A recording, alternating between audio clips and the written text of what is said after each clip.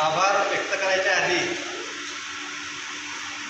थोडंसं मी सांगू इच्छितो की आता जो काल आणि आज जो कार्यक्रम झाला, काल मी नव्हतो आणि साधारणतः जानेवारी महिन्यापासून हा कार्यक्रम झाला पाहिजे याच्यासाठी आम्ही प्रयत्न करतो आहे. कसं राहते, शासकीय कार्यक्रम म्हटलं की काही प्रोटोकॉल असतात, त्या प्रोटोकॉलनुसार आम्हाला तो कार्यक्रम करावा लागतो. त्यामध्ये पालकमंत्री महोदय असतो, त्यांची तारीख घेणं असतो आणि ह्या सगळ्या गोष्टी जेव्हा आपण पार पाडत जातो आणि मग हळूहळू तो वेळ झाला.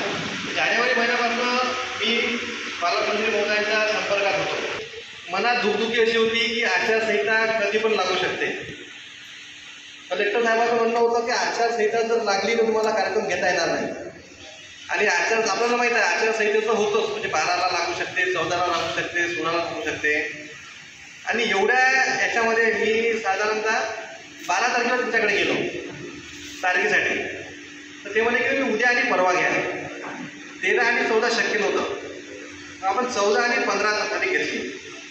फक्त 3 दिवस माझ्याकडे होते. ते 3 दिवसामध्ये सगळं कार्यक्रम सेटअप करणे, सगळ्या वक्ते, परिसंवाद, सगळं नियोजन करणे हे 3 दिवसात करायचं होतं. तरी आम्ही आमच्या परीनं आम्ही प्रयत्न केले आणि पत्रिका छापायच्या आधी मी आपल्या बुलढाणा ग्रुपवर टाकलेलं होतं की हा सर्व कार्यक्रम हा आपला आहे. मी आयोजक नाही.